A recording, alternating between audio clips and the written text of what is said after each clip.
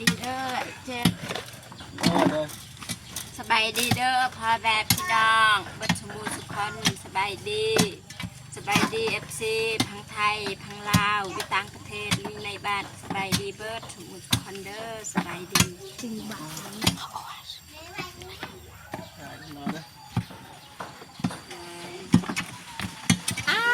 ตก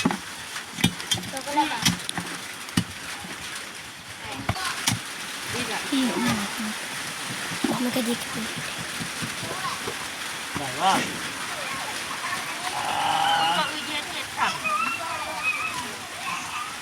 ได้เยอะเลยยิ่งชอบอะไรแบบว่าสำนี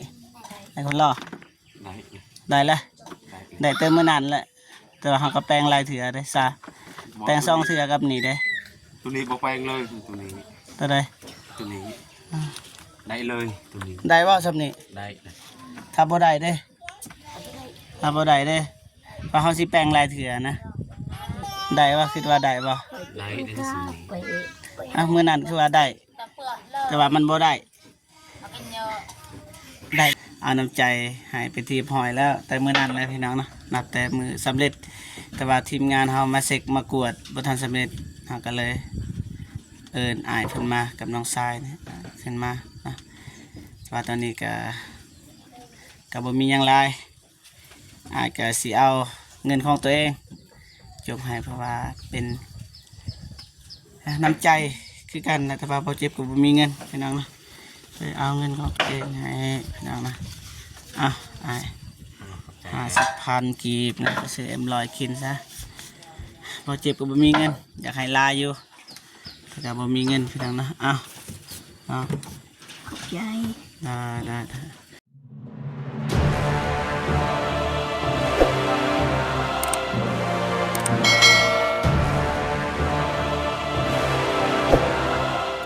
ทักทายสบายดีและสวัสดีพ่อแม่พี่น้องเบิร์ดสู่คู่สู่คนเนาะทางในลาวและก็ต่างประเทศเนาะยินดีต้อนรับเข้าสู่ซองเบาเจ็บคือเก่าพี่น้องเนาะ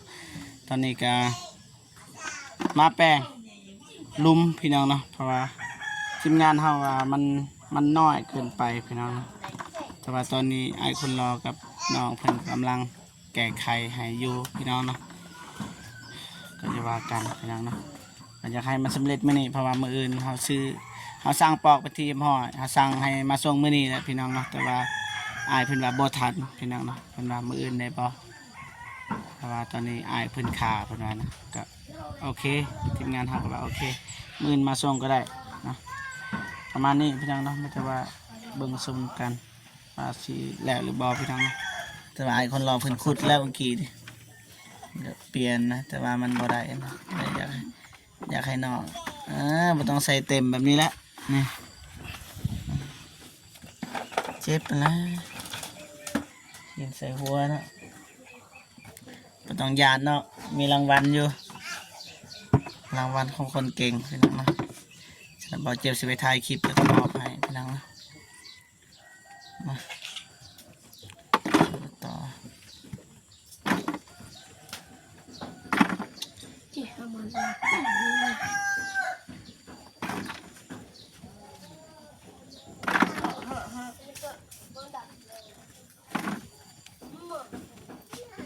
เสียงกับมือโกยสู้ๆแล้วนะไป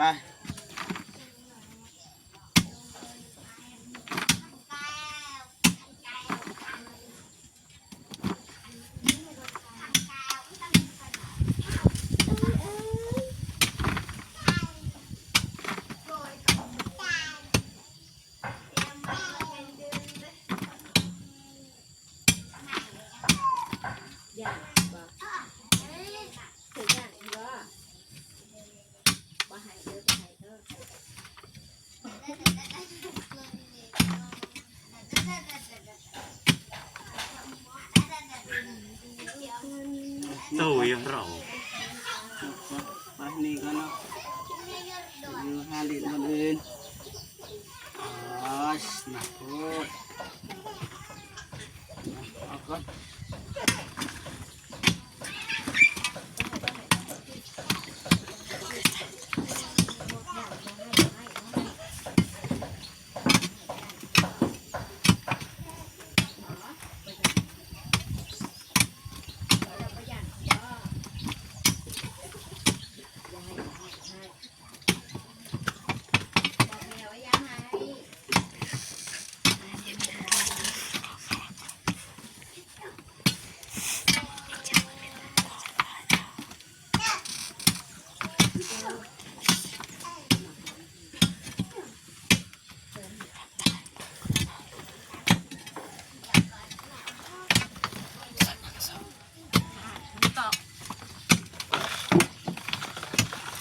ดีเด้อเจ็บสบายดีเด้อพอแบบพี่น้องบัชมูสุขอนสบายดีเอฟซีพังไทยพังลาวอยู่ต่างประเทศลิงในบ้านสบายดีเบิร์ดทุกคนเด้อสบายดีจริงบ้าฝ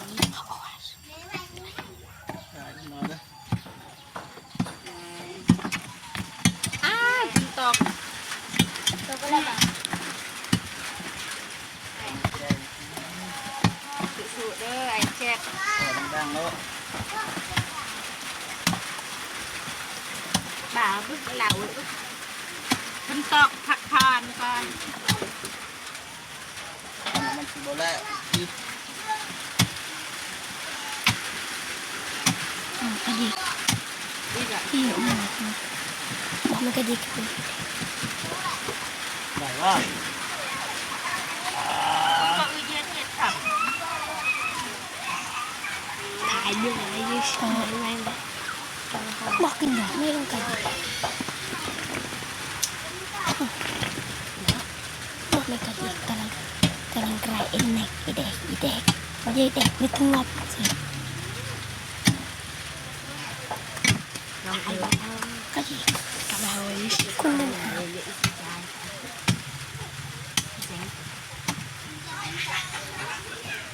ของเดิมสิขออนุญาตไปเฮ็ดของกินพร้อมกันกับไอ้คนรอและกับไอ้เจ็บ แล้วยังทันมีอะไร ที่ไปเฮ็ดของกินให้พวกไอ้คนรอ ไม่ และ นอ ไอ้ นหรอก เจ็บ ไม่นอนไม่ลองนอน ไป ไม่นอน โอ้ ก็ไม่ยังหรอกมึงไม่ยังจริงอุดรเลยขึ้นมาไม่ปล่อยเดี๋ยวอีก สเปรย์มาขอสเปรย์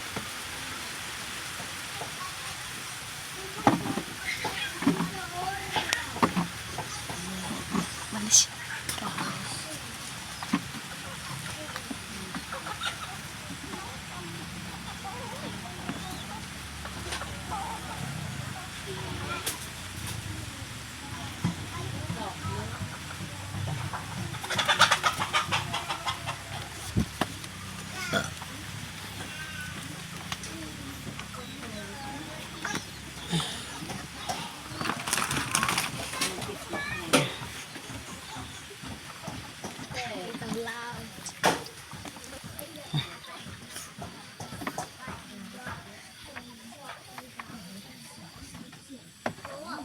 โอ้โอ้มาจับให้อายหน่อย เป็นปีกับย่านต่อ อีเช้าเนี่ยก็ แม่มาเนี่ย บอกไป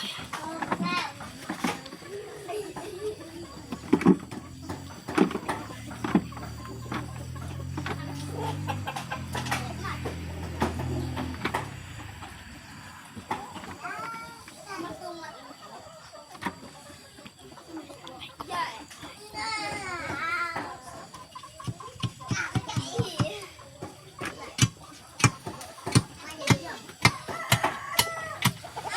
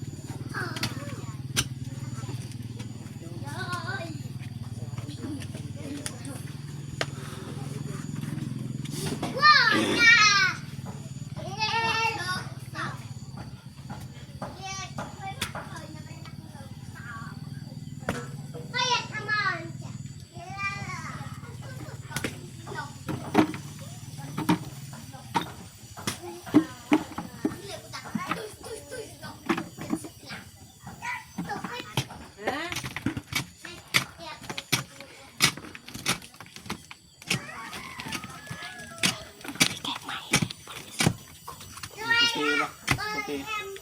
Al papi.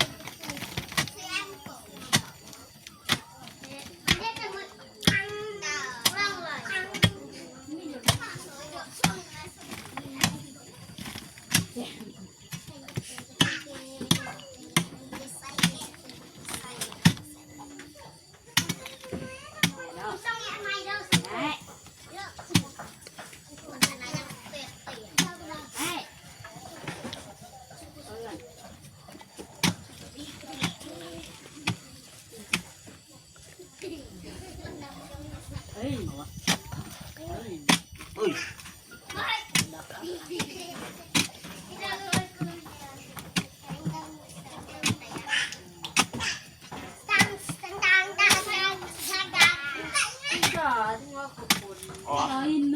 เอาตักก่อนตักขึ้นมา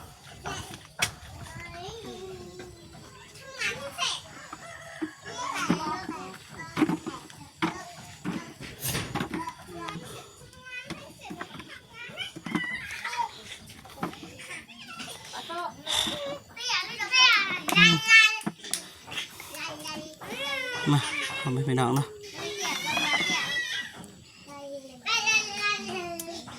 เนี่ย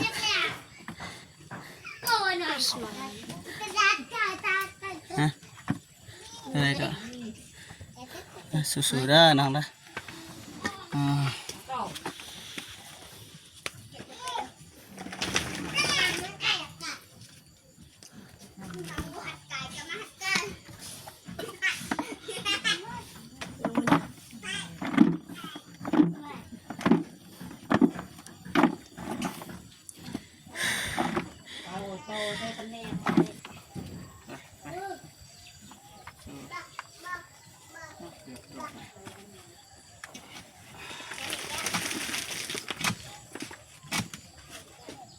แล้วจะมือจัง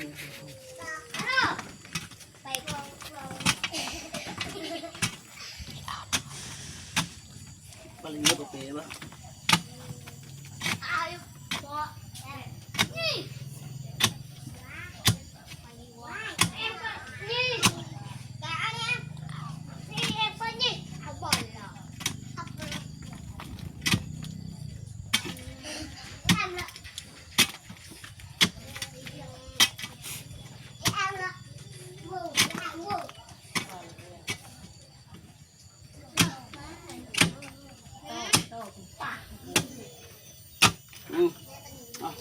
อะไรนะ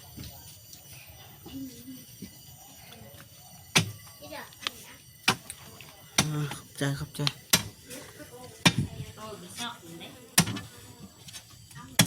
โอ้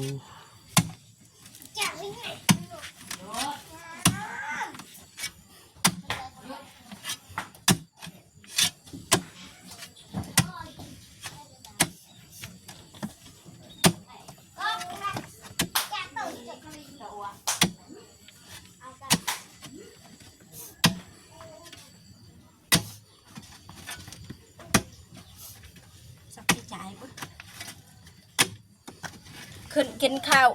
ไอ้ลากไอ้เจ็บถุง อะไร ขึ้นกินข้าว จานมันบ่แล้ว หน่อยต่อกินให้อิ่มก่อนแล้วจึงมาขุดต่อไป ให้มันเบิดตัวนี้ก่อนแป๊บนึงไทยแป๊บนึงนะไปทาก่อนก็ได้ไปเกียมรถ แล้ว แล้วเลยเกียมเรียบร้อยเบิดเลยนี่สับเบื้องนั้นไอ้คนรอนี่นี่จะสับเบื้องนั้นมันลงเบิดแล้ว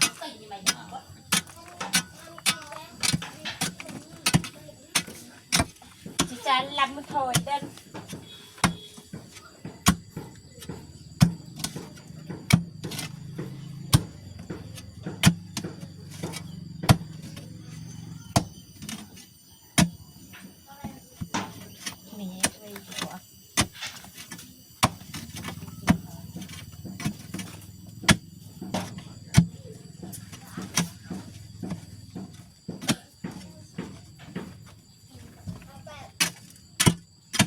เ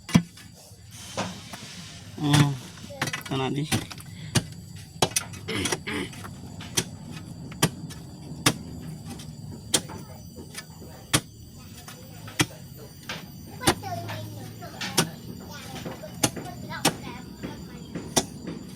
จิตดาอันนี้เนี่ย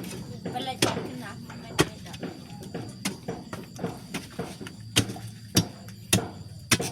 เราจะไปหาเลย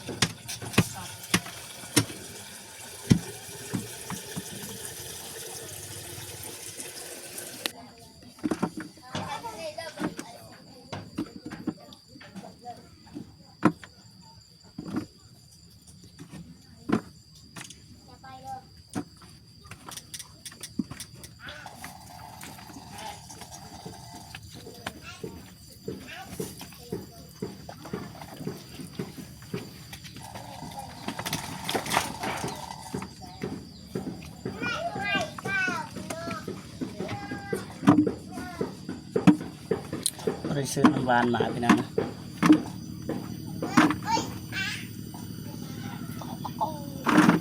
โอ้แดดออกเลยพี่น้องยามมาหอนก็หอนนะฝนตกยามมาหอนก็หอนนี่เลยรอ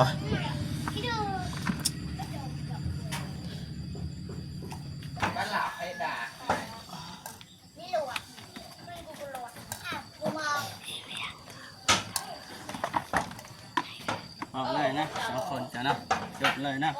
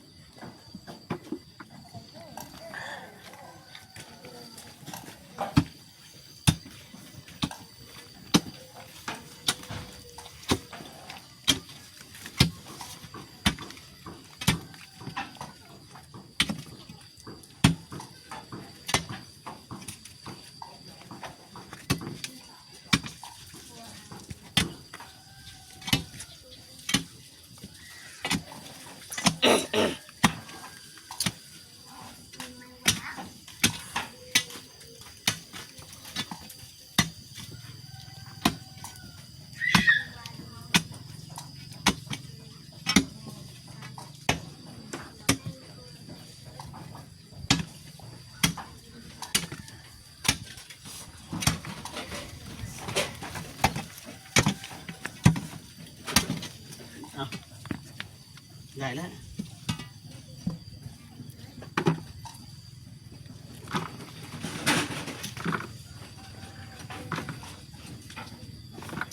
ได้ก็ได้2 เม็ดได้บ่2 เม็ด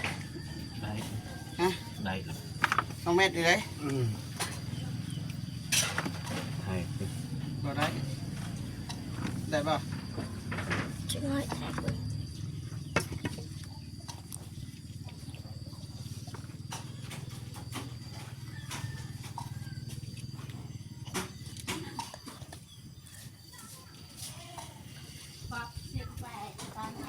รู้จัก บ้านเจอ โอเคพอแล้วได้แล้วมาน่าจะได้แล้วคิดว่าพี่น้องนะ ยังไม่มีบักบัดดา ทางใดอันนี้บ่ บัดดาอีกอะไร อ๋อ นี่ อ๋อได้บ่สำนี้ให้คนรอ ได้ ได้แล้ว ได้ ได้เติมมื้อนานแล้วแต่ว่าเขาก็แปลงลายเถื่อได้ซะแปลง2 เถื่อกับนี่ได้ ตัวนี้บ่แปลงเลยตัวนี้ ตัวใด ตัวนี้ได้เลยตัวนี้ ได้บ่สำนี้ ได้ ถ้าบ่ได้เด้ถ้าบ่ได้เด้เพราะเขาสิแปลงลายเถื่อนะได้บ่คิดว่าได้บ่ ได้ได้ตัวนี้ ไป มื้อนั้นคือว่าได้ ตะเปื่อนเลย แต่ว่ามันบ่ได้ มากินเยอะ ได้บ่คิดว่า ตอนนั้นไปขึ้นปอกแนวนั้นบ่ได้ได้ปอกแนวนั้นมีแต่ปอกเขาซื้อปอกใหม่อีกปอก รุ่นเม็ดเลยนะเม็ดหนึงนะ เม็ดหนึ่ง บ่มีรุ่นหน่อยหยังว่า ตัวนี้ได้ได้รุ่นเม็ดหนึ่ง ได้แล้วบ่ ได้ ถ้าว่าน้องเดิมว่าบ่ทันได้เด้ กูปินนะบ้า นั่นนี่ เฮ้ยพี่แคล น้องเติมให้แล้วบัดนี้นี่วันนี้ยังมาทันแล้วเด้ย บ่อยากเขกขึ้นแป้งจังหน่อยแป้งไรเธอ เจอที่กำลังเดิมเจอที่หวานหลายเทื่อบ่เจ็บกับเมื่อยน้ำได้บัด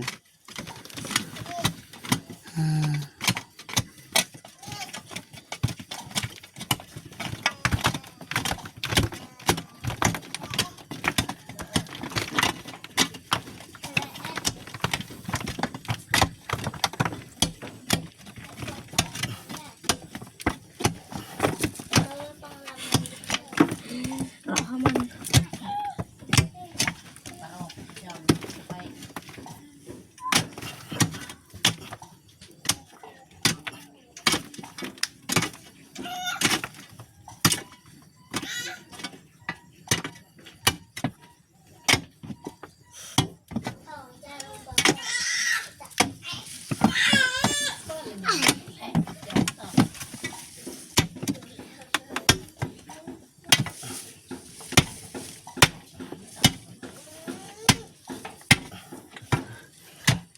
นี่แบบนี้คนมันใจอยู่แบบนี่ง่ายทำนี่ใจแล้วได้แล้วนี่ง่ายเติมแล้ว เสร็จหลอกน้อย ง่าย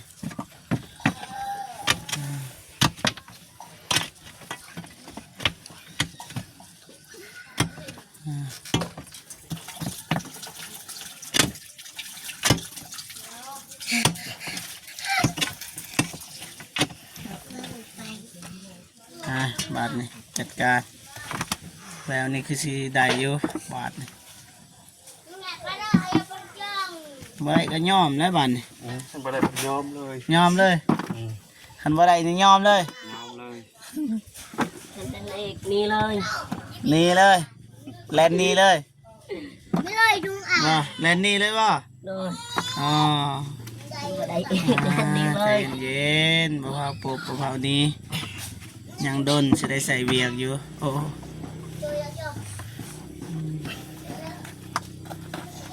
นี่พี่น้องน้องเดิมก็มาให้กำลังใจตลอดพี่น้องนะนี่ไก่โคตรพี่น้องนะ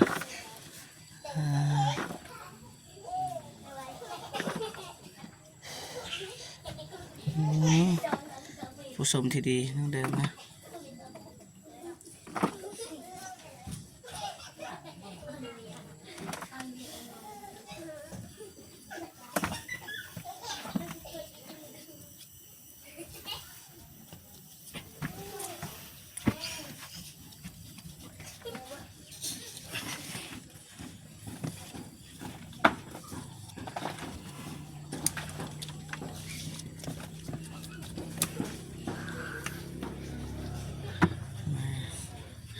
เมื่อแทนมีบาแล้วทำไป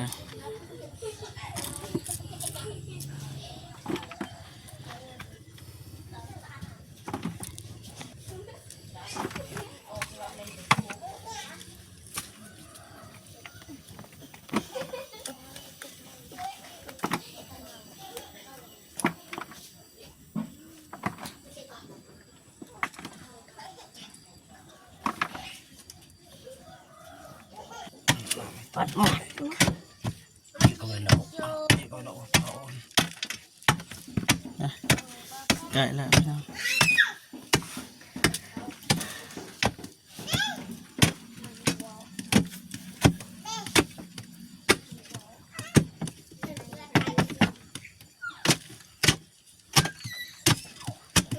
ชิมกุ้งกรอบอีกเช้าลืมเลยกูไป แป้งหัวหม้อนะมันตกโอเคได้แล้วให้น้องเป็นขุดเองอยู่ลุงมันยากได้เฮาทุกท่านจำจอนั้นได้เจ้าขวดได้อืม เอามือก็สั่ง บอลไม่ก็ตอบไปตัวอีก นี่ตัวเทิงอีกตัวหนึ่ง นั่นไปสิ บ่ทำมันชื่อเลย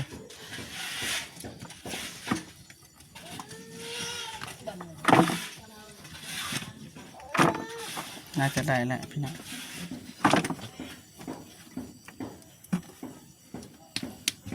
ย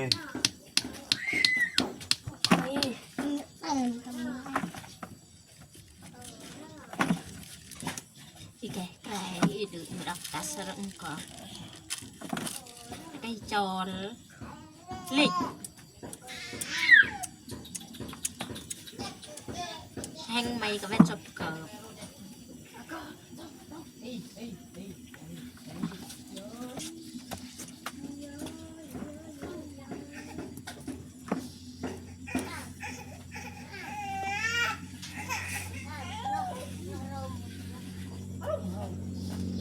ไก่ ยันไปซอยหน่อย chứ từ từ bị bóc quỷ chưa ไม่แล้วปองปีกันช่วยได้ chẳng à cô อ่า lấy cô vô ว่ากูมึงก็ได้อ๋อบ่ได้แล้วมาโอเคบ่ได้แล้วบ่ขึ้นมาขึ้น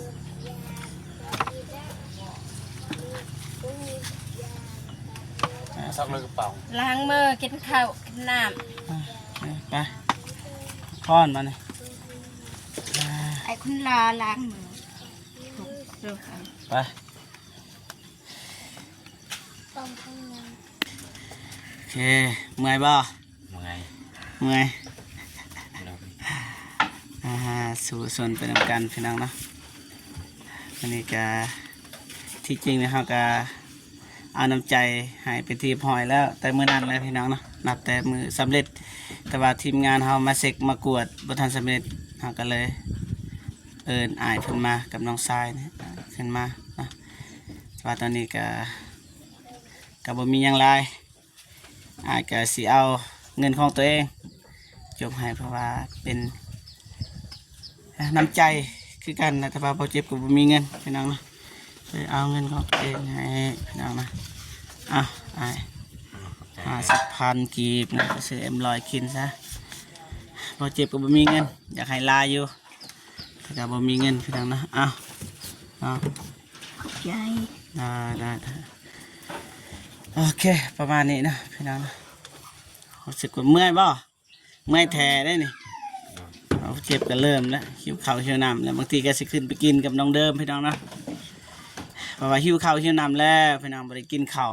กินแต่ข้าวเช้าพี่น้องแต่ว่าตอนนี้ก็4 โมงแล้วพี่น้องเนาะว่ากันพี่น้องเนาะขึ้นกินข้าวกินน้ำก่อนบ่ฮู้ว่าน้องเดิมแต่งกันยังกินพี่น้องเนาะไปกินข้าวกินน้ำเพราะว่าน้องเพิ่นเอิ้นหลายเที่ยเลยพี่น้องเนาะโอเคขอบใจหลายๆเด้อน้องเด้อกับอายเด้อโอเคแยกย้ายขึ้นกินข้าวกินน้ำก่อนโอเคพอกันพี่น้องเนาะว่าสำเร็จเสร็จสิ้นนะถ้าว่าพอทันสำเร็จอีกหากสิได้เฮ็ดอีกคือเก่าพี่น้องเนาะจนกลัวทีมงานเพิ่งพอใจแล้วก็ FC เพิ่งพอใจพี่น้องเนาะ